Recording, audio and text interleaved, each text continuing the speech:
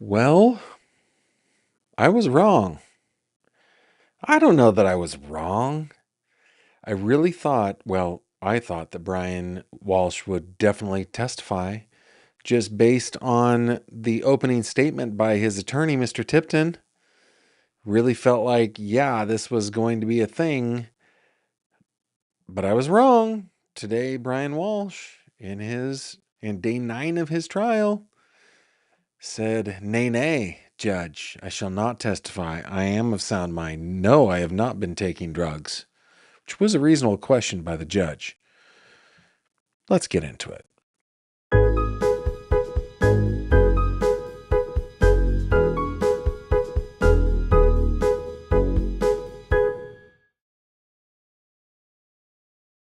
This video contains mature themes and discussions intended only for adult audiences. Viewer discretion is advised. Hello there, my friend. Welcome back to another true crime. Another take two, everybody. Take two. Hey, in post, let's remove that. To another true crime conversation with me, Gavin Fish, on my channel where we like to cut through the fluff and sensationalism of true crime and just get down to the nitty gritty.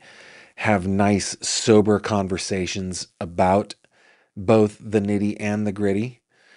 And tonight we are talking about the murder of Ana Walshe. Of course, Ana Walshe was a 39-year-old mother of 3 who had multiple domiciles. Her family was based in Cohasset, Massachusetts. She was in Washington, D.C., being the breadwinner for the family because her husband, Brian Walshe, was under federal order not to leave. What a winner. Oh my goodness. You know, we all just need to believe people when they show us who they are. I think Ana had issues and she was working towards addressing them and sadly didn't get the chance because her life was ended on New Year's Day of 2023. At least that's what we believe. And that's what the prosecution believes, that Brian Walshe murdered Ana and then went on a little shopping spree just to pick up some plastic buckets, a hacksaw, some cleaning supplies. And then the prosecution says he went from place to place to place, discarding the evidence. And of course, he has been on trial. This was day 9, which a lot didn't happen. I think where we want to begin today is, first, I want you guys to tell me where you're tuning in from, because that's super important to me. But I'd also like you to tell me in the comments, put GF in your comment. Let me put the little lower third up so you can see that. Put GF in your comments so it'll get highlighted on my end.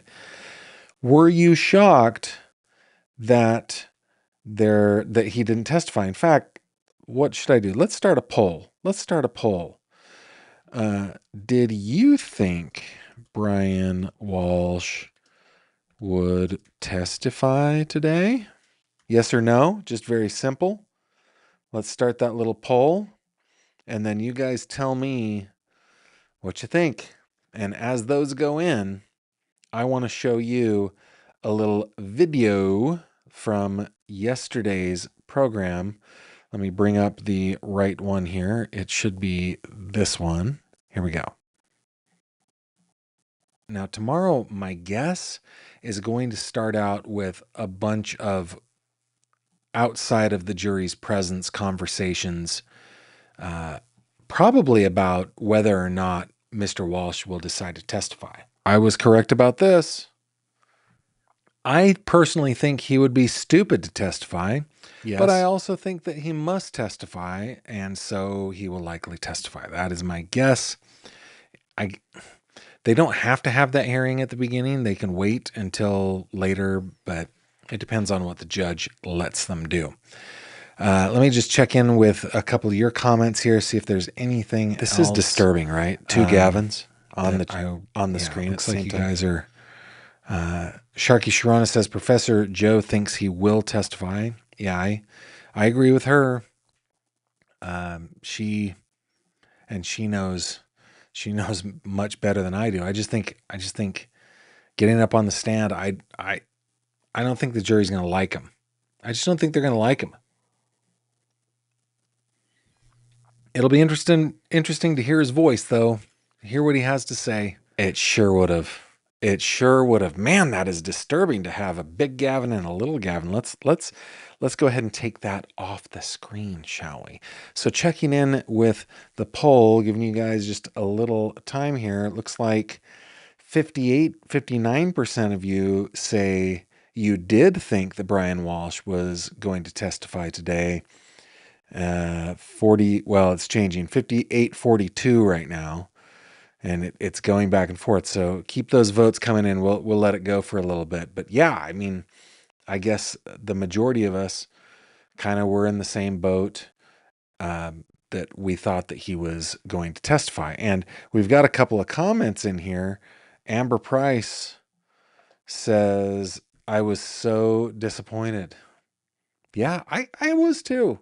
I wanted to hear what he had to say. Hear what he had to say. Look, real quick, let's just check in. We've got Lake George, New York in the house. We got Pearland, Texas in the house. Modesto, California in the house. Cleveland, Georgia. Jacksonville, Florida. And yes, I was shocked. Here from, let's see. Let me see if I know my international flags. Of course, I know the Union Jack from the UK. Thank you very much for being here. Just Ducky says, surprise, no witness for the defense, no character witness. Yeah, nothing. We're going to get into that. Birmingham, Alabama is in the house. Kansas City, Missouri is in the house. Hickory, North Carolina. McKinney, Texas. Cure Beach, North Carolina. 75-degree Mesa, Arizona. My wife is jealous. My wife is jealous of that. She was just saying we need some sunshine. And I reminded her, we're not even technically in winter yet. Last winter was pretty mild, if I remember. This one is turning out to be pretty darn snowy out here in Western PA. Let's see, who else have we got here? We've got Suffolk, UK in the house. Erie, PA in the house. Yes, so thank you guys for checking in. And the poll now, I'm going to go ahead and end the poll, was at 51-49 when I ended it. So I thought for our discussion tonight, where I would start is with the defense's opening statement. And let's bring that up here real quick. Let me push the right buttons and everything. This is about a 3-minute clip, and I just took a couple of segments of Mr. Tipton's opening statement. And I'm just going to show you what he said was going to happen in this trial. What ostensibly or assumedly would have started today, but did not. Let's hear what he has to say. Upstairs to the bedroom. Here, let me start it over. He went upstairs to the bedroom.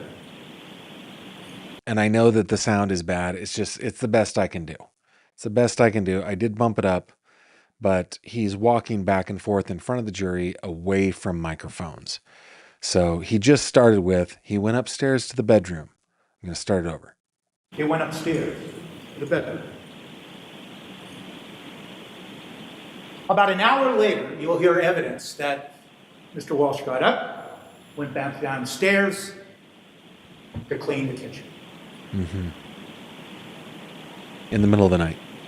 You'll see evidence that he looked at his email.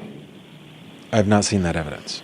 You'll hear evidence that he then returned to the bedroom, intending nothing more than to crawl into bed with Ana Walsh. I have not heard that evidence. When he entered the bedroom and began to get into the bed, he sensed something was wrong. You will hear evidence that it made no sense to him. I have not heard that evidence. But he nudged Ana, his wife. She didn't respond. He nudged her again, a little harder. She didn't respond. He nudged her now in a frantic and panic reaction to where she actually rolled off the bed.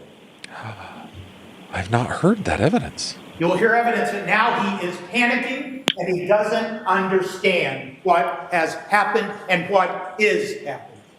I have not heard that evidence. It didn't make any sense to you. Makes no sense to me.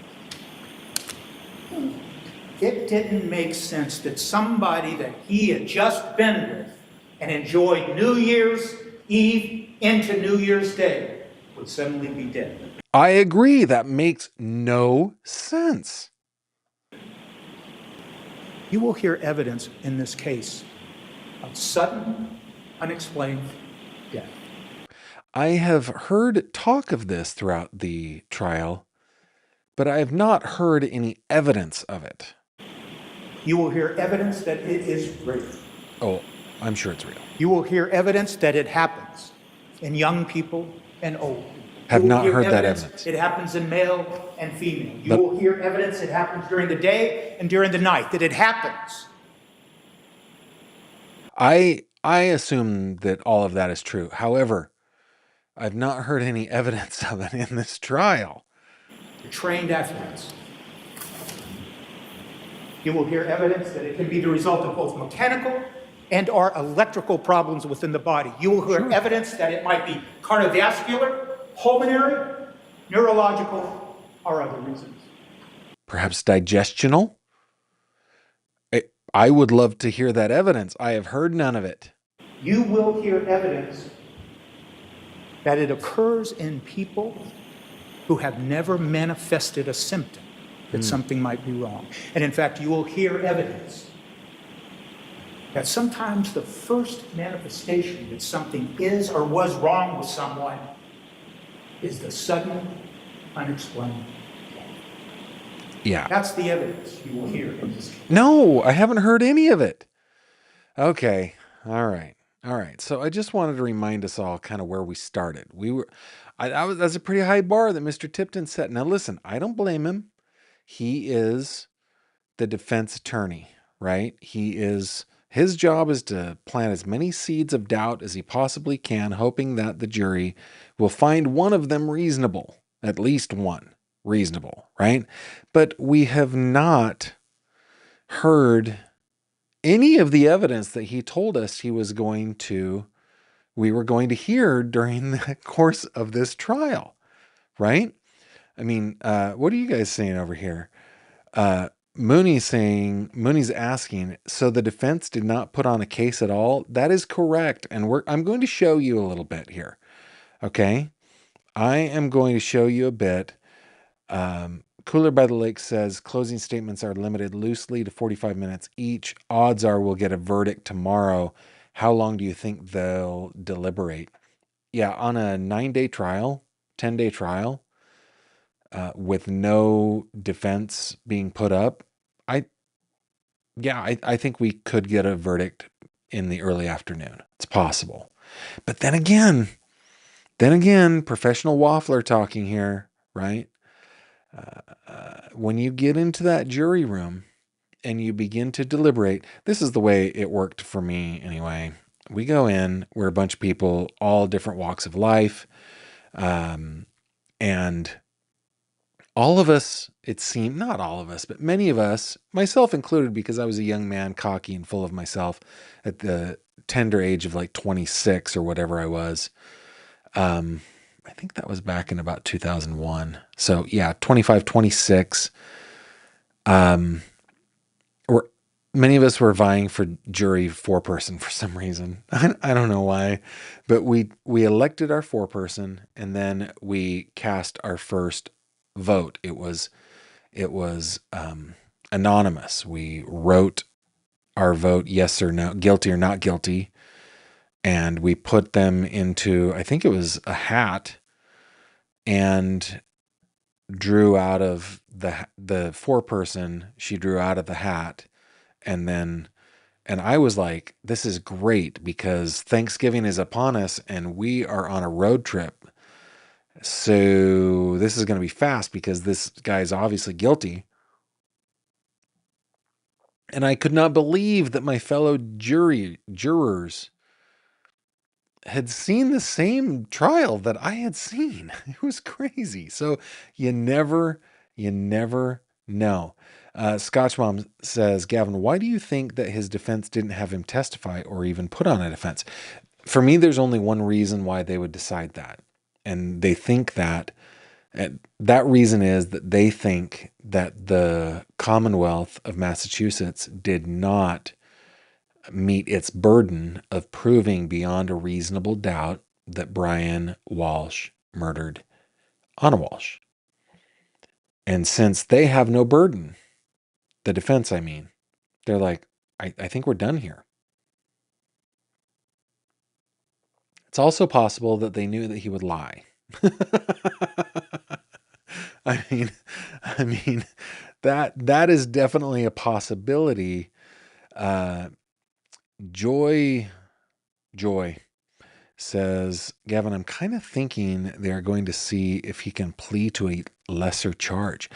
Oh, do you think that maybe there's some negotiating happening, some wrangling behind the scenes before the jury even gets their charge? Possible. Lala Sal 164, welcome. So glad to have you as a new member. I saw somebody up here earlier. Marie Jubenville, 5 months of Fanatic. She says Brian Walsh not testifying was a complete shocker. Yeah, I thought so too. Let's see if there's any. Okay. Julie Martina says Vinny will have his red tie on tomorrow on Court TV. That's funny. Okay, so the next little video that I want to show y'all is it's a compilation that I put together. It starts out here where we're going to take a look at the colloquy between the judge and Mr. Walsh. Basically, in every court or every trial I've ever seen, either in person or on TV, the defense doesn't have to choose whether the defendant is going to testify until it's time to put on the defense.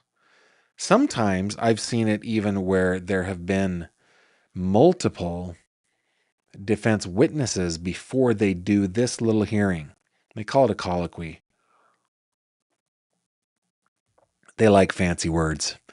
And so we're going to start out with this colloquy between the judge and Mr. Walsh. And then I've got another couple of segments that I've prepared for you as well. You'll see the white flash. Here we go. Mr. Walsh, one important decision that all defendants in every criminal trial need to make is whether or not they're going to testify in a particular case. You have an absolute right to testify at this trial, and your right whether or not to testify is solely your decision. This means that you are not required to take your attorney's advice. I'm sure that your attorneys, Attorney Tipton and Attorney Porges, have told you that if you do testify, the Commonwealth has the right to cross-examine you. That is, the right to ask you questions. If you do not testify, and you and your attorney request me to do so, during my final instructions to the jury in the law on this case tomorrow, I will tell the jury that you, like all persons charged with a crime, have the right not to testify, and that the jurors may not speculate about your decision not to testify. First, I'm going to ask you some preliminary questions. Sir, in the last 24 hours, have you had any alcohol or alcoholic beverages? No, I have not. In the last 24 hours, have you taken any prescription medicines? I have not. In the last 24 hours, have you consumed any legal or illegal substances? I have not. Is your mind clear here today? It is. Tell me in your own words, what are we discussing? Whether I'll testify or not in my trial. Yeah, so these are just standard questions to make sure that legally speaking, he is qualified to answer, this question, and it protects the court from what is it called? From appeals later. Right? Have you discussed with your attorneys the decision about whether or not to testify in this trial? I have. And have you had enough time to discuss your decision with your attorneys? Yes, I have. Have your attorneys discussed with you the pros and cons of testifying and not testifying? Yes, they have. And do you understand what your attorneys explained to you about your right to testify? Yes.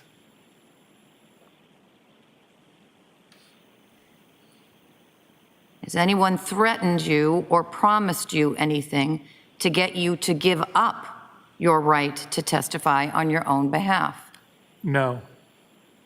Have you made a decision about whether you wish to testify at this trial? Yes, I have. And what is your decision? I will not testify. There it is. Does any party wish me to ask any further questions before I make my findings? No, Your Honor. No, Your Honor. I find that the defendant, Brian Walsh, freely, voluntarily, knowingly, and intelligently has waived his right to testify at this criminal trial. Intelligently And that is he's done debatable. so with the knowledge of its consequences. I accept his decision. Okay, so there's that piece. This is where Morning, jurors. the jury is coming. Jurors, we'll start today with the 4 questions. Jurors, were you able to comply with my order that you not speak to anyone about this case? Yes. Yes. Oh, she makes eye contact with everybody. Were you able to comply with my order that you not do any research about the case? Yes. Able to comply with my order that you not go on any social media or access any news media? Yes. And do you still all have open minds? Yes. Makes eye contact each time. Woo. She's Those serious. 4 questions all answered in the affirmative. We're ready to begin today's work. She does this every morning. Does the by the way. defense wish to call any witnesses in this case? We do not, Judge. Defense rests? Defense rests.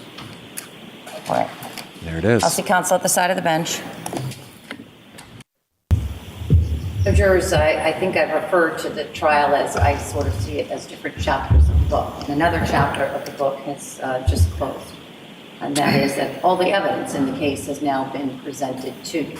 I remind you at this time, jurors, and I reminded you of this at the close of yesterday, the defense has no burden in this case and has no burden to produce any evidence at all. And that's because, as you probably are all very well aware at this point, the burden lies on the Commonwealth to prove its case beyond a reasonable doubt, and it never shifts from the Commonwealth. All right? So, what happens next? What happens next is the next chapter we're going to go to as we move towards your deliberations, is that really 2 things that happens interspersed. I'll explain. The 2 things that need left to be done is I need to give you my jury charge, my legal instructions to you. And then you need to hear the closing arguments of counsel. Got to hear these closing arguments. So the way man. that happens is I will give you, when we next reconvene, which is going to be tomorrow morning, and I'll tell you why in a minute.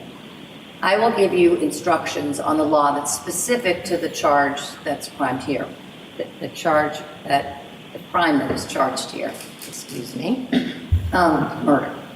Then the lawyers will do their closing arguments. And then I come back and give you additional instructions. I call them more generalized instructions.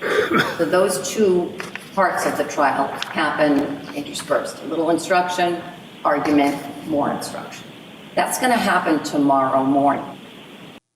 Okay.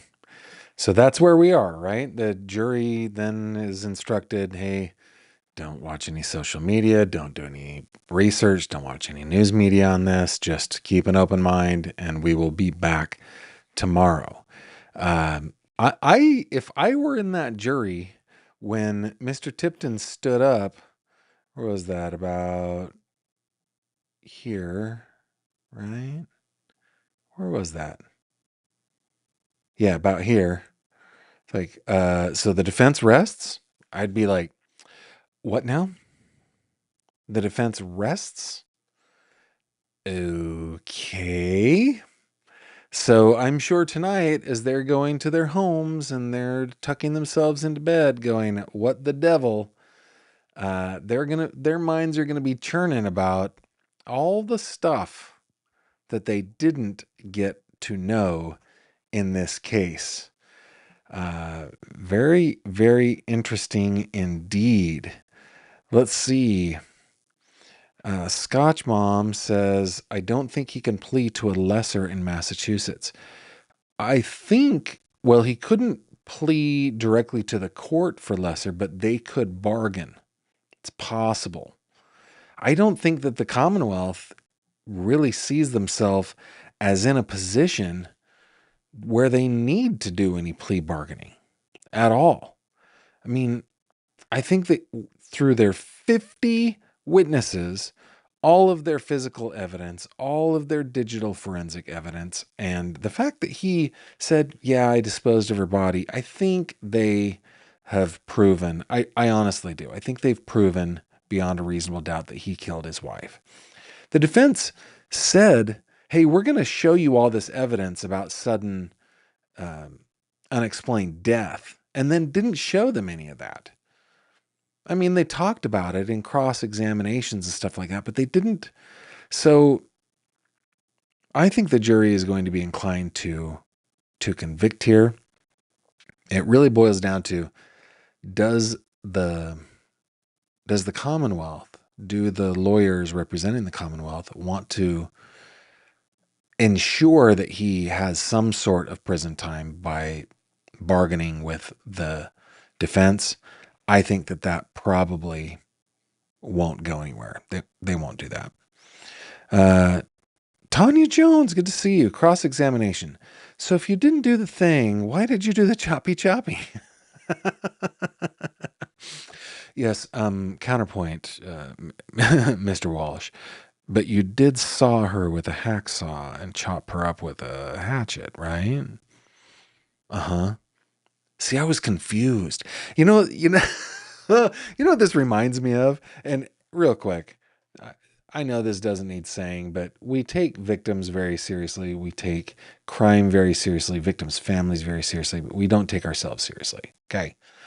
So every once in a while, we're going to have a little giggle about this. Okay. It reminds me of the great Phil Hartman performing on Saturday Night Live as a lawyer who was a caveman. I'm just a caveman. I, I, I don't know what to do when my wife expires in bed. I'm just a caveman. I thought, get myself a hacksaw and a hatchet and 10 buckets and a Tyvek suit. You know why? I'm just a caveman. That's the way it feels to me. Yeah. Mr. Walsh, there is a YouTuber on, of course, YouTube that refers to your crime as the choppy choppy. Mr. Walsh, this choppy choppy, why you done it? Yeah, that's funny. Mooney says, so the jury knows about the guilty plea for the choppy choppy and disposal of Ana. So yes, because, do they though? I'm trying to remember. I think so. Let's see. Does the jury know that Brian Walsh pleaded guilty to the 2 other crimes? Let me see. I think so. Oh, hold on. No, the jury in Brian Walsh's trial is not aware that he formally pleaded guilty to the charges of misleading police and improper disposal of a human body.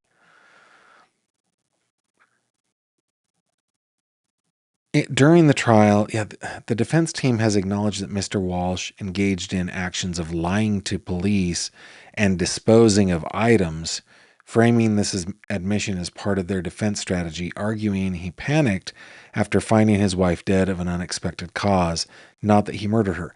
Okay, so they don't know that he has formally pleaded guilty to the other charges, but they know that he did, in their words, panic and therefore dispose of her body, I guess. Yeah. Good question, Mooney. And it's good to have that. That is not a distinction without a difference, right? There's definitely a difference there. Mooney's also saying Phil Hartman was so great. His ending was such a tragedy. Yeah, it was, for sure. And Jenny says the defense wanted the pleas in and the state wanted them kept out. Interesting. And yeah, you guys are on it. The jury doesn't know. Pretty sure they don't. I don't think they know. No, they don't. No, they don't. You guys are at it long before I am. So that is what happened today. Tomorrow is going to be an interesting one, guys. It's going to be, I'm curious what the closing argument for the defense is going to be. I kind of can see the closing argument for the prosecution coming, right? Because it's just going to be a wrap up of what they showed and why they've proven their case beyond a reasonable doubt. That's what they always do. The defense, however, my guess it's going to be, hey, messieurs and madams, juror people, you may have noticed that yesterday we closed our case. We just rested our case. Let me tell you why. Because they got the burden, man, and they didn't meet their burden. Now, what's interesting about the way these work is in opening statements, the prosecution goes first, the defense goes last. In the closing, the prosecution gets to go last. So that's the last thing that is on their mind. I've seen that abused, by the way, in court, at least in my opinion, where a prosecutor said something that was actually false, and the freaking defense attorney did nothing about it. But anyway, we're going to have to watch those closing arguments, like Mooney said, right? We're going to be all over it. Real Happy says the totality of evidence presented and common sense are likely going to serve Mr. Walsh guilty. A. Heinemann says, in my opinion, second degree was proven, but premeditation not proven beyond a reasonable doubt. Interesting. Cooler by the Lake says the defense will double down on the sudden death scenario and will argue that there is no proof that she was murdered.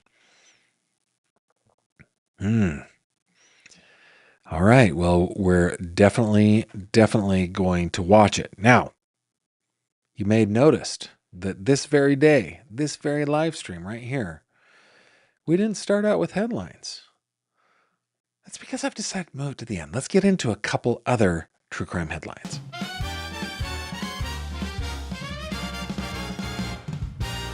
True crime headlines. Pow! All right, guys. In this segment, we just talk about a couple of things that are happening around the world of true crime. Got something from TMZ. Now, TMZ, they seem to be man on the street here getting the information, though sometimes it's disputed. So let's see what TMZ is reporting here. Celeste Rivas, grand jury witness, will be arrested and forced to testify. There's trouble in the grand jury room where witnesses are testifying about the circumstances surrounding Celeste Rivas Hernandez's death because at least one witness is so uncooperative she's about to be arrested, TMZ has learned.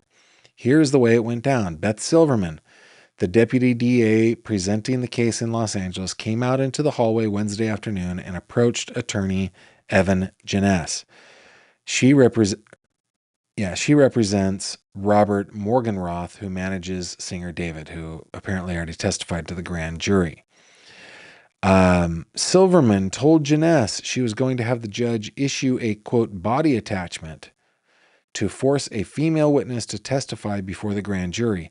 It appears the female witness was a no-show, and a visibly frustrated Silverman said she would have authorities take the female witness into custody and bring her to the courtroom. We do not know who the female witness is, but it's interesting she's represented by the same lawyer as Morgan Roth, who spent about 3 days testifying before the grand jury. So that is what's going on in the Celeste Rivas case.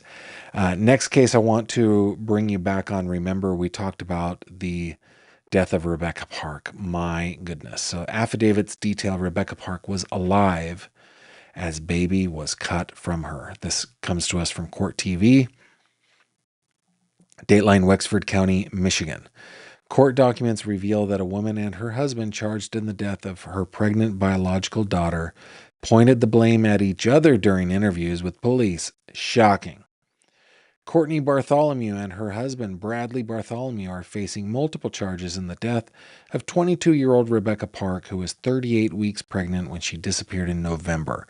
Park's body was found 3 weeks later, but her baby was nowhere to be found, authorities previously said. Affidavits obtained by Court TV detailed that Park may have been killed in an alleged revenge plot with multiple motives involving her fiancé, Richard Fowler. In a series of interviews with police, Courtney admits that she had a sexual relationship with Fowler during a period of time when he and Park were broken up.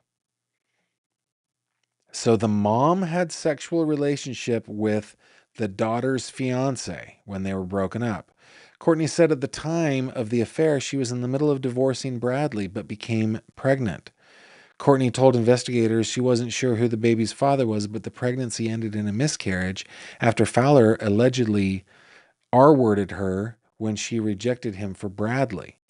Courtney also alleged that Bradley killed Park because he was angry with Fowler for getting him in trouble regarding his sex offender registry status. Oh my goodness, this is the winningest family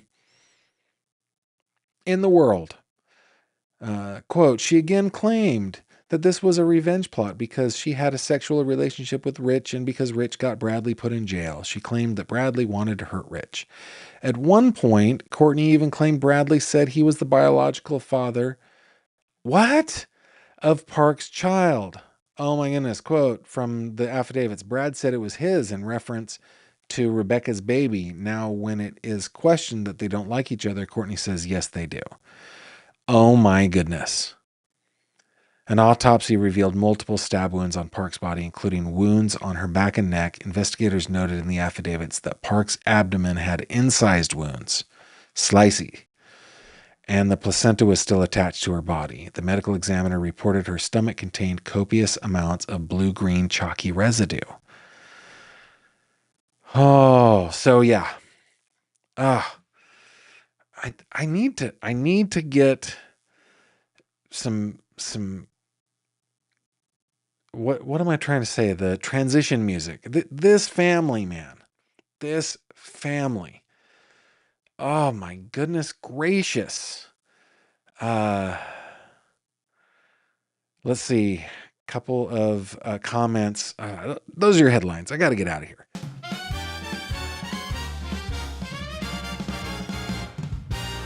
True crime headlines. Pow. Okay, a couple of comments real quick. In Massachusetts, defense gives closing first and then the Commonwealth. Yeah, did I say it backwards? That's what I meant. Commonwealth goes last in the closing. Yeah. Jenny says she likes the order change. Yeah, I think I'll put headlines at the end. Thank you. That Michigan trial makes me hear banjos. Birdie. Yeah, wow. Real Happy 33 also brings up TMZ also said that Celeste Rivas was frozen. So yeah, Celeste Rivas, that case TMZ has been called out a couple of times. Real Happy says, when you think this story can't get any worse. And Just Ducky says, I think they did the stabby first to try to induce her labor. Ooh. Oh, just so, that case is pretty bad. Pretty bad indeed. Thank you. Yeah, and Beach Mom at Cure says dysfunctional beyond. Yes, there's There's sex offender registries involved. There are 2 love triangles. What would we call that? double the love triangles, please. Yes, I'd like the love triangle and make it a double. Yeah, that's just so bad. All right, let's get into our last segment of the day. Before we call it, it's 3 questions. It's 3 questions with Gavin Fish. Doodle-a-doodle-a-doodle-a-doodle-a-doodle-a-doo. Yow. Yes, indeed. All right, let's bring this on up. A couple questions that have come in. Question number 1. Oh, by the way, listen, if you want to ask a question, by the way, I said by the way twice in one sentence. There was a semicolon in there, but anyway, I don't get tons of questions, guys. If you want your questions answered, just send them in. 3questions@gavinfish.com, and I will do my darndest to answer all the questions. Okay, it's spelled out THREE questions@gavinfish.com. All right. Question number 1. Why do you think some cases like Ana Walshe capture national attention while others disappear overnight? I feel like I'm going to get in trouble for answering this question, but I'm going to answer it, okay? And this is the honest truth in my heart. This is how I feel. Number 1, the human animal, of which we all are one that are watching this live stream. At least I assume. There could be some Yeti in there, I guess. But the human animal values beauty. We value beauty. And we devalue ugliness. We devalue it. Now, the thing about ugliness is that it doesn't have to be visual ugliness. It can be. I mean, it's not like Brian Walsh is the world's handsomest dude, right? Kind of hard to look at, that guy. Kind of hard to look at. And he just... Yeah.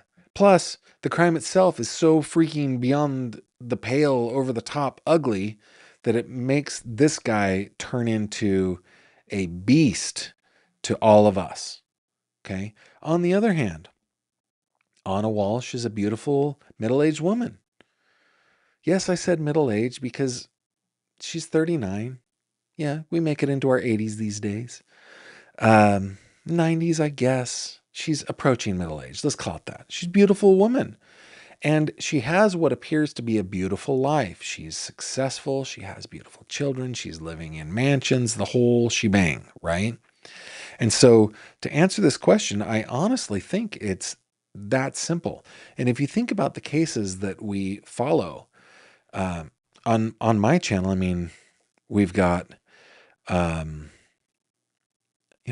like Ellen Greenberg, cute little Anna Kepner. We've got Gabby Petito. We've got, Suzanne Morphew, beautiful woman. Celeste Rivas, beautiful young lady. Kate Scott, a beautiful woman. And here's an interesting one. Laken Snelling. So this is one where we've seen beauty fall from grace, right? That captures our attention. And then nothing's more beautiful than a child, right? Nothing's more beautiful than a child. And so we care. We care about beauty. And I think that's what captures our attention. I think it's that simple. I really think it is. Also, it's very important that, there are underrepresented communities here in our great nation, in the world, that don't get the coverage. And it's not for lack of beauty, actually. It's for lack of empathy. When we see victims specifically that we can empathize with, they remind us of our mom, our cousin, our daughter, our sister, whomever. We are able to empathize more with it. And I wish that weren't the case. I just think that is the nature of the human animal, of which, as I said, most of us watching tonight belong to that part of the kingdom, right? The animal kingdom, I mean. So I think it's that simple. Question number 2. What's something you wish you had more time for? That's such a simple question and yet kind of deeply profound. I'm a person that really enjoys lots of different things, lots of different hobbies, lots of different things. If there's something that I care deeply enough about, I make time for it. I always do. Now, in this moment right now, I'm working on learning French right now, and I'm not doing very well at it. I'm not putting in the time, and I'm not speaking it very well. So I definitely need to spend more time on that. I'm also, I don't want you guys to get the impression that I'm actually any good at any of the things that I try. I like lots of things. I have lots of interests, and I tend to be mediocre to middling on those things. I would like to spend a little more time on the piano. I've been working on learning to play a specific song, and I need to spend more time on that, I guess. So more time in the music room, specifically on the piano.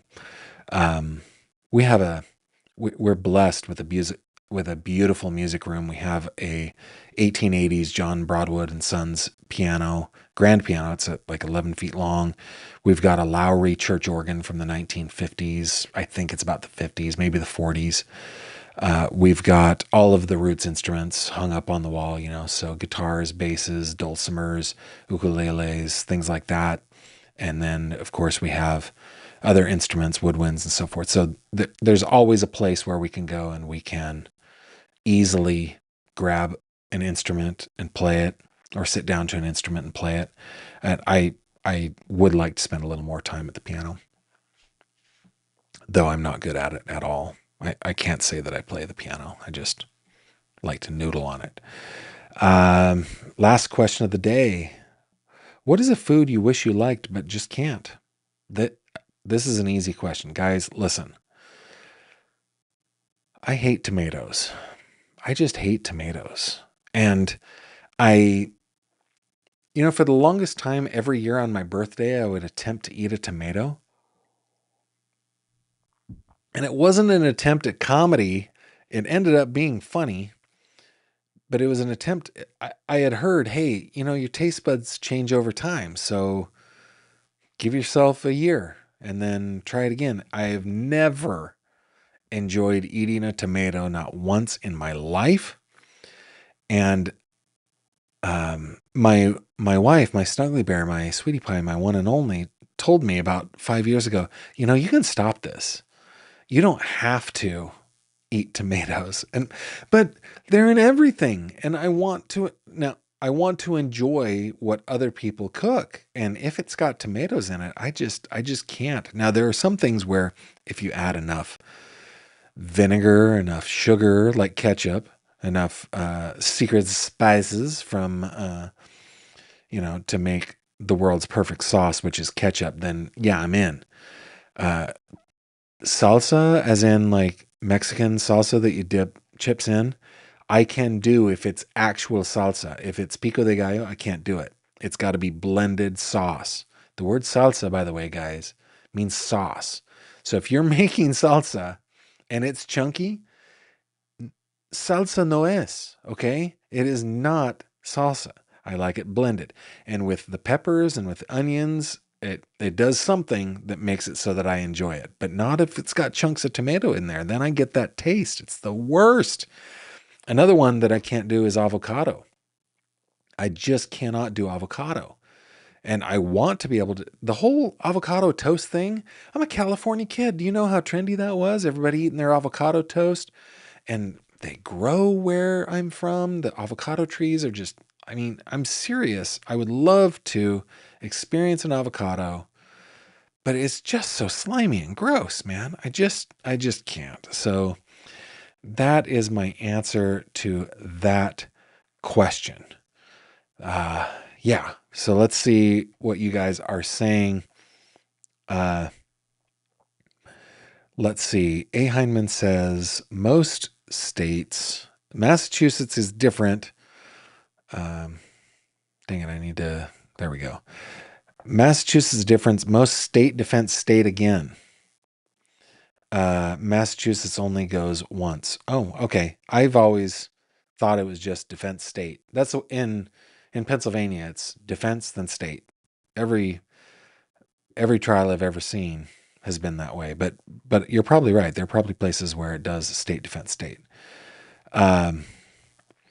Jenny asked, do we send 3 questions or any amount up to 3 questions? You just send as many questions as you want, Jenny.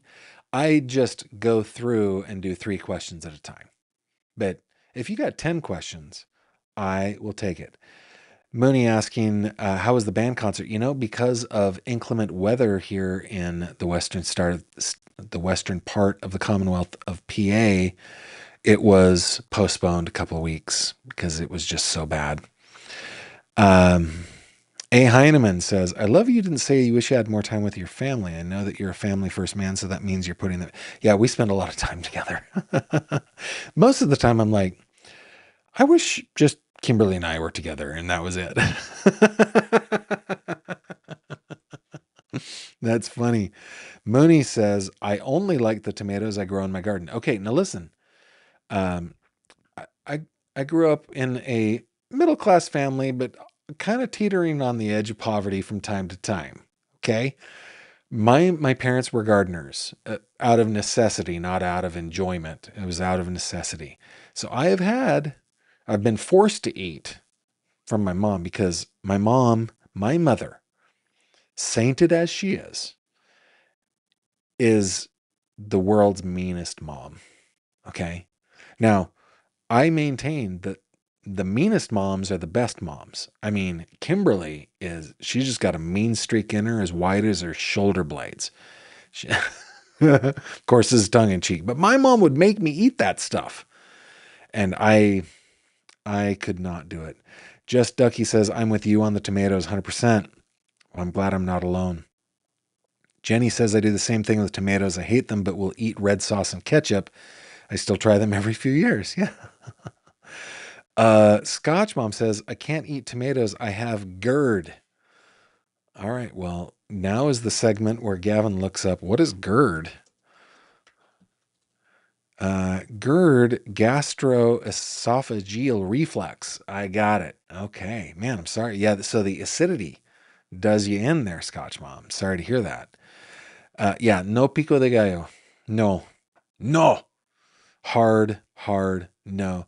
Garth B. Nut says, love avocado toast. Yeah, I wish I could. I just cannot. Jenny says, all right, love it. I will send some in. Yeah, send them in. Send in your questions to 3 questions at gavinfish.com. 3 questions all spelled out, gavinfish.com. And that's the segment. It's 3 questions with Gavin Fish. Hey guys, thank you so much for joining me tonight. Thanks for sticking with me to the end. Just a real quick plug for me old website, gavinfish.com. There's always a link down in the description below. You're always welcome to go there. Check out the Crime Cod articles. Lots of stuff happening, lots of weird stuff happening in true crime. This headline, Wyoming officials charge wombat snatching influencer with illegal hunting, might be the best headline ever written for Crime Cod. So go check that out. Also, while you're there, if you click on this little envelope up in the upper corner, that will take you to a place where you can contact me for any reason. I get lots of mail through this a day. I don't respond to everybody, but I read everything that comes in. I deeply appreciate that. If you click on the little fishy icon, that will take you to the fish tank. And hey, on the fish tank, let me just show you something here real quick. Look at this photo. Kimberly pointed this out to me today, or last night maybe. Look at my face. Look at the change in my face. Goodness sake. I am down 56-ish pounds, something like that. From August 28th was the day that I said I no longer like Fat Gavin. Fat Gavin needs to go away. And I have been locked in. Been I've been eating, and it's been easy. I've been eating nothing but real food. That's it. Real food. So if I don't have to cook it or if I don't have to prepare it, I'm out. So lots of chicken, lots of lean beef, lots of lean pork, lots of vegetables, lots of legumes, lentils, lots of cheese, stuff like that. And I am full all the time. This is the key. I am full all the time, but I have a real hard time because I am eating that such nutrient rich and such protein, mostly rich food. And I'm not doing a only protein diet. I've got lots of fats, lots of carbs, lots of fiber. But I mean, I get so much protein in a day that it's just very difficult to even come close to 2,000 calories in a day. It's difficult. So anyway, and the reason that I'm talking about this is because I have a huge fear of public failure. It shames me to no end. So talking to y'all about it makes me more inclined to keep at it. So yeah, 3.5 months. Denise Fokker says, you look less happy in pick number 2. That is a great comment. But anyway, we don't just talk true crime. We also talk Gavin's fat face over on the fish tank. So if you are on Facebook and it's your thing to join groups, you are always, always cordially invited to join us there. With that, I shall bid you adieu until tomorrow, 6 p.m. Eastern Time, right here on this channel, when we will be together again. Until then, please take care of yourselves. Have a good night. Thank you very much for watching this video. If you liked what you saw, please consider subscribing. And if you have any questions or comments, please leave them below.